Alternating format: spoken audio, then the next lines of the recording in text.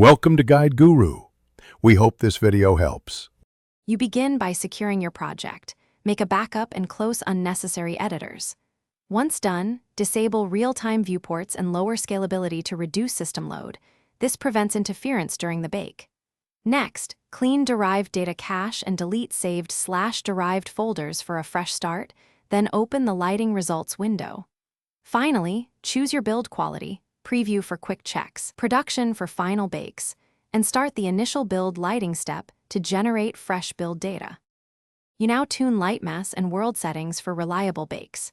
Increase indirect lighting quality and reduce smoothness for crisper indirect shadows. Adjust bounces and volume lighting samples for the scene scale. Make sure to place light mass importance volumes around playable areas so samples concentrate where needed. Check static meshes light map UVs and set appropriate light map resolutions. Don't overdo it. Once configured, run build lighting with the chosen settings and monitor the progress. This ensures the engine computes. You finish by validating baked results. Inspect light map density and the lighting results log for UV overlaps or failed samples. If everything looks good, cook or package the build. Otherwise, rebuild lighting for affected levels only to save time.